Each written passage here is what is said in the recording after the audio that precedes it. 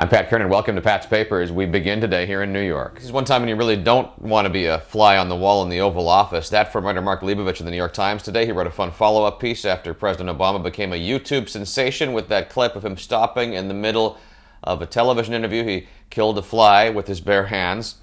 Leibovich says today the White House has a persistent fly problem, and Obama is known as the first exterminator, enforcing a true no-fly zone. President Obama signed a memorandum yesterday guaranteeing a handful of benefits for federal employees in same-sex relationships, but the San Francisco Chronicle says for gay activists, the president did not go far enough. They want the Defense of Marriage Act and a repeal of the military don't ask, don't tell policy. With Iran, you must think before you speak, says Senator John Kerry on the editorial page of the New York Times this morning. In that op-ed submission, the Massachusetts senator cautions Americans that their emotional reaction to the events in Iran could easily be manipulated. And he concludes by saying Iran's election must be about Iran and not America. Amtrak, finally, is on the right track toward punctuality. That in the St. Louis Post-Dispatch this morning. The paper says trains on the line from St. Louis to Kansas City arrived within 15 minutes of their scheduled arrival time, 93% of the time in May. That's a big improvement from last October when only 1% managed their timely arrival.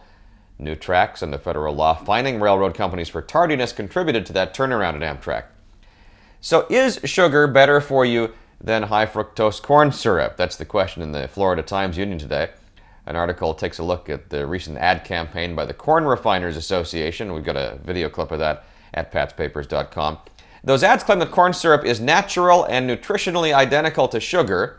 The conclusion in the story is that nutrition problems associated with corn syrup have a lot to do with the fact that it's most often used in processed foods. It may be the foods overall that are bad for you more than the particular choice of sweetener. Finally, the New York Daily News is calling this Surrogate Gate. 2 policemen are being questioned about a break-in at the Ohio home of Sarah Jessica Parker's surrogate. The men were allegedly trying to dig up gossip about the star to sell to a tabloid. We send out a list of our favorite stories each day by email. You can subscribe at patspapers.com. That's also where you'll find the links to all of the stories I've talked about today.